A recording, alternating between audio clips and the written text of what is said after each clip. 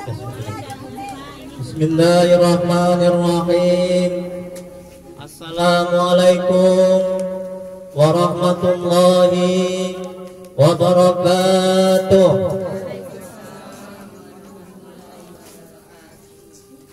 Alhamdulillahirabbil alamin. Wa bihi nasta'in ala umuri dunya waddin. Assalatu wassalamu ala asrafil anbiya'i wal mursalin. Allahumma salli ala sayyidina Muhammad abdika wa rasulika nabiyil ummi wa alihi wa sahbihi ajma'in.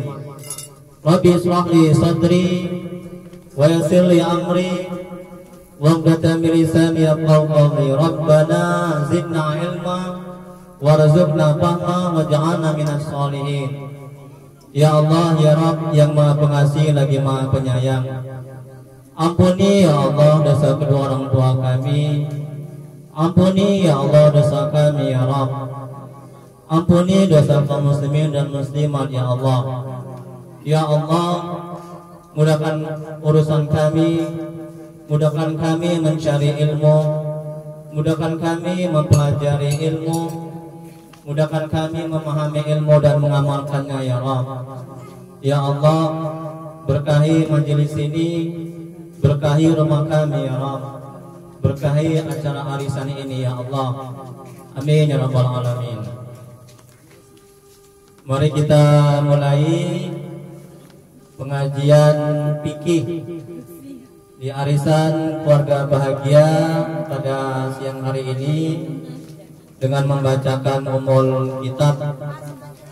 Adapun pahalanya kita hadiahkan ke Nabi Muhammad SAW, keluarga dan sahabat-sahabatnya, kemudian untuk para tabi'in, tabi'ut tabi'in, untuk Syekh Al-Qadir Al-Jailani, untuk Imam Syafi'i, untuk guru kita, kedua orang tua kita, untuk niat kita masing-masing, dan untuk kaum muslimin dan muslimat pada umumnya, dan untuk Syekh Al-Qadir Al-Jailani. Al-Fatihah. A'udzu billahi minasy syaithanir rajim. Bismillahirrahmanirrahim. Alhamdulillahi rabbil alamin. Ar-Rahmanir Rahim. Maliki yaumiddin. Iyyaka na'budu wa iyyaka nasta'in. Ihdinas siratal mustaqim. Siratal ladzina an'amta 'alaihim ghairil maghdubi 'alaihim waladdallin. Amin. Hidayah anta maksudi wa ridhaka maktubi. Ya Allah, Engkau yang kami tuju, ridhamu yang kami cari. Amin ya rabbal alamin.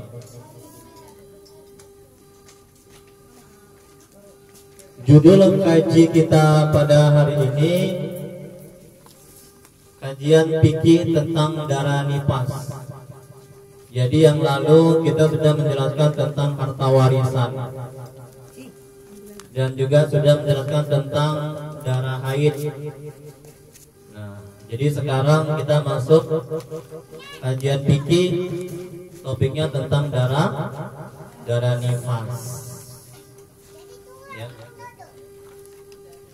Topik fikih mazhab Syafi'i. Baik. Nifas adalah, sudah dapat semuanya ya, masing-masing ya materinya ya.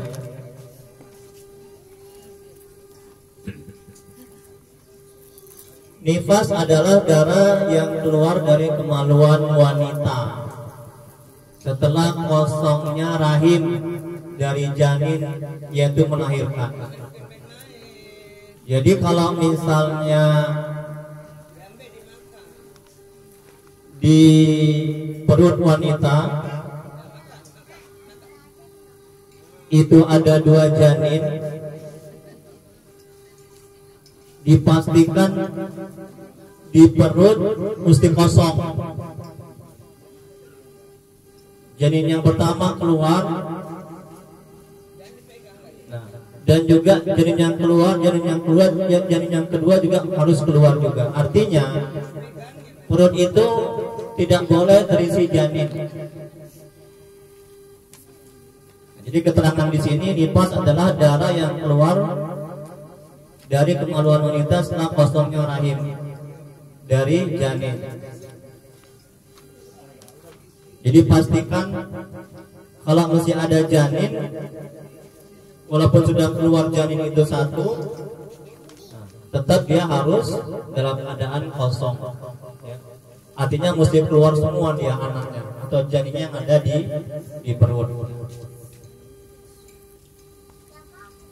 Minimal darah nifas adalah 1 tetes, sedangkan maksimal 60 hari. Dan umumnya adalah 40 hari darah nifas.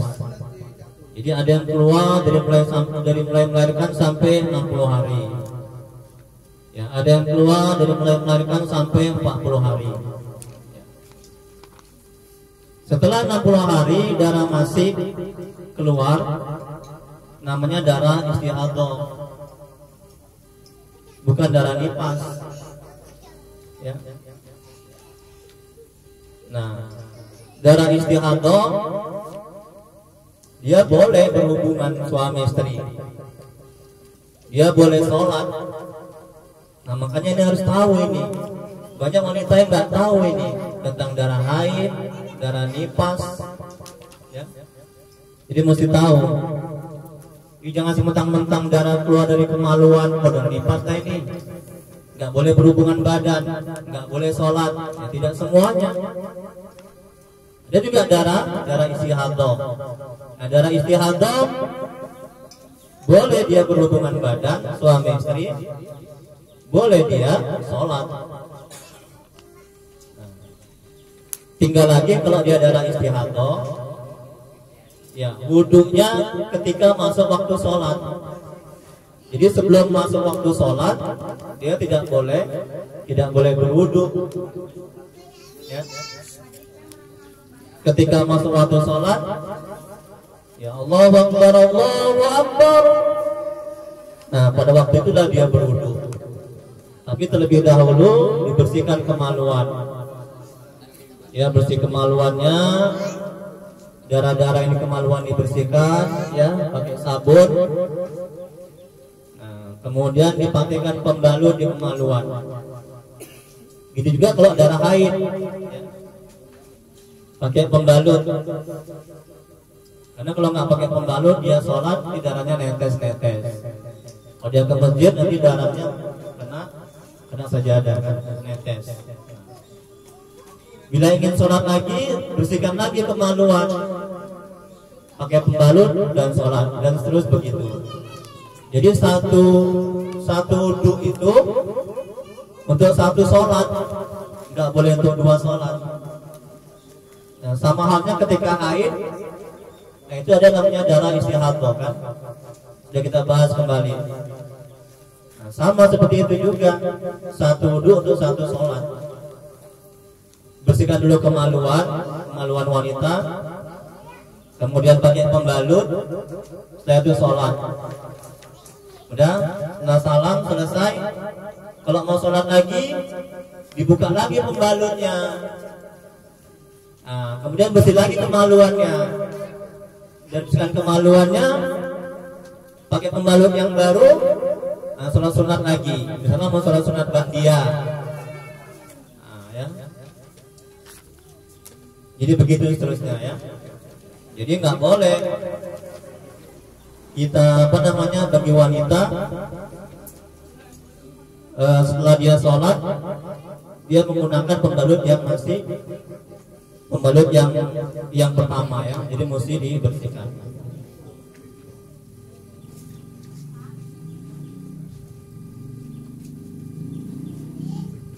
Kemudian berikutnya, jika keguguran berbentuk janin, maka berlaku hukum nifas. Umumnya 40 hari, maksimal 60 hari. Jika keguguran di atas 6 bulan, maka janinnya diperlakukan seperti orang dewasa dalam hal fardu kifayah, dimandikan, dikapankan, disolatkan, dan dikuburkan. Begitu juga bila sebelum 6 bulan berbentuk manusia.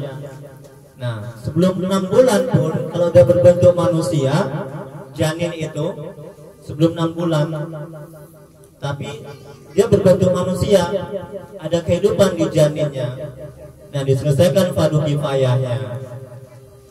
Ya, dimandikan, dikafankan, disolatkan dan dikuburkan. Kalau sudah berbentuk manusia dan belum berumur 6 bulan. Ya.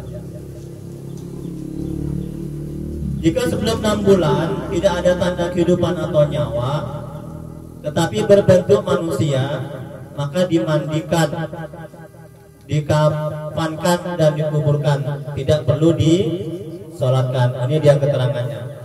Jadi kalau sebelum 6 bulan tidak ada tanda kehidupan atau nyawa, tapi berbentuk manusia, maka dimandikan, dikafankan dan dikuburkan, tidak perlu disolatkan. Tapi kalau dia ada kehidupan di janinnya sebelum 6 bulan berbentuk manusia, ya maka dia dimandikan, dikafankan, disolatkan dan dikuburkan.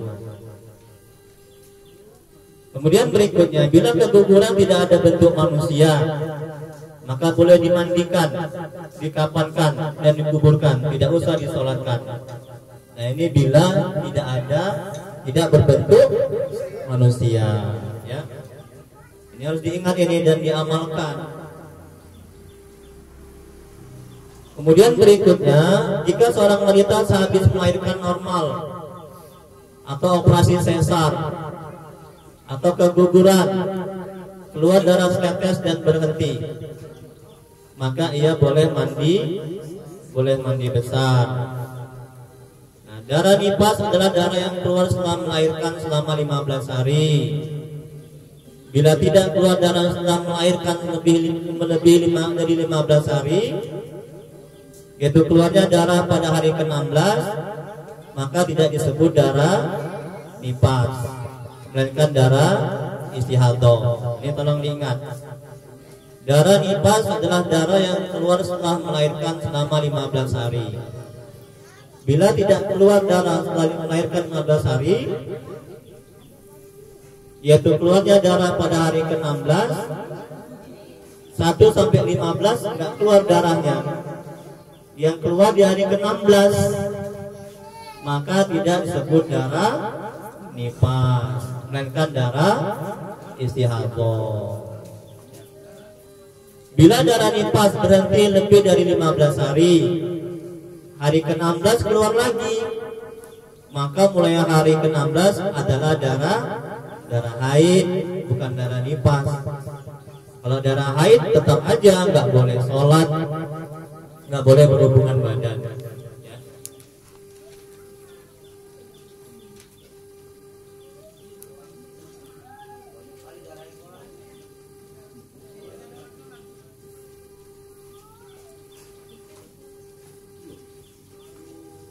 Kemudian berikutnya, bila habis melahirkan tidak ada keluar darah sampai hari ke-15, kemudian hari ke-16 keluar darah, maka ini darah haid, bukan darah nifas.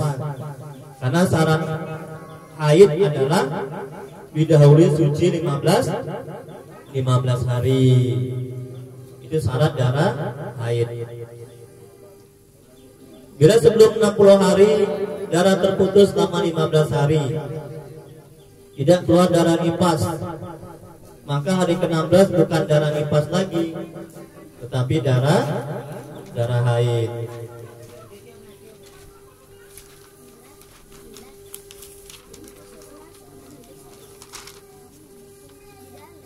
Halaman 2, Rasulullah SAW bersabda, sesungguhnya setiap orang di antara kalian dikumpulkan penciptaannya di dalam perut ibunya selama 40 hari berupa sperma, kemudian menjadi segumpal darah dalam waktu 40 hari pula, kemudian menjadi segumpal daging dalam waktu 40 hari juga.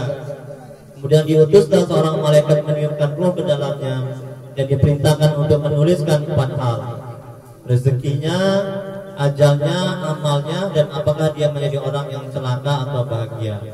Di riwayat Imam Muslim. Dari hadis di atas dapat dipahami bahwa di antara proses penciptaan manusia ketika masih dalam kandungan ibunya adalah bahwa pada mulanya ia berupa sperma atau nutfah yang berproses selama 40 hari lamanya. Kemudian menjadi segumpal darah yaitu alaqah yang juga berproses selama 40 hari lamanya. Kemudian menjadi segumpal daging atau mudghah yang juga berproses selama 40 hari lamanya menjadi satu janin dengan bagian-bagian tubuh yang lengkap sebagaimana layaknya rupa seorang manusia. Dari sini dapat dilihat bahwa proses terbentuknya satu janin di dalam rahim seorang ibu hingga sempurna membutuhkan waktu selama 3 kali 40 hari. Yang itu berarti sama dengan 120 hari, dan dalam hitungan bulan sama dengan 4 bulan lamanya. Menurut hadis di atas, setelah kurun waktu 4 bulan itu barulah Allah memerintahkan satu malaikat untuk melakukan 2 hal. Yang pertama, meniupkan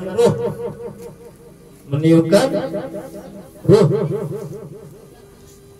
ke dalam janin tersebut. Dengan ditiupnya ruh, maka janin yang pada mulanya hanya seonggok daging kini menjadi hidup bernyawa. Ia tidak lagi hanya sekedar makhluk mati, tak ubahnya sebuah tembikar yang terbuat dari tanah liat, tapi kini ia telah menjadi makhluk hidup. Yang kedua, malaikat tersebut diperintah untuk mencatat 4 perkara yang berkaitan dengan rezeki, amal, dan bahagia atau celakanya si janin ketika ia hidup dan mengakhiri hidupnya di dunia kelak. Nah, pada fase yang demikian ini, berdasarkan hadis di atas, maka para ulama mengajari kita sebagai umatnya untuk memanjatkan doa kepada Allah agar janin yang ada di kandungan diberi ruh yang baik dan juga rupa tubuh yang sempurna, tak kurang suatu apapun. Sebagaimana layaknya tubuh seorang manusia normal pada umumnya, juga memohon kepada Allah agar sang janin diberi takdir yang baik pula, diberi umur yang panjang penuh berkah dan manfaat, rezeki yang melimpah penuh keberkahan, ahli melakukan amalan-amalan soleh, dan digariskan sebagai hamba yang berbahagia ketika hidup dunia, kelak meninggalkan dunia sebagai orang yang selamat dengan membawa keimanan kepada Allah. Nah, jadi kita dituntut untuk mengerjakan amalan-amalan soleh, amalan-amalan ketaatan. Umur berapa itu tadi? 4 bulan, ya kan? Nah, itu ya. Perbanyaklah sedekah, perbanyak amal ketaatan, ya. Perbanyak kebaikan, ya. Agar bayi yang ada dalam kandungan itu menjadi bayi yang janin yang taat kepada Allah Subhanahu wa taala. Ya, wallahu a'lam. Ya, sampai di sini ada yang mau didiskusikan? Bisa masalah darah nifas ataupun masalah-masalah yang lainnya.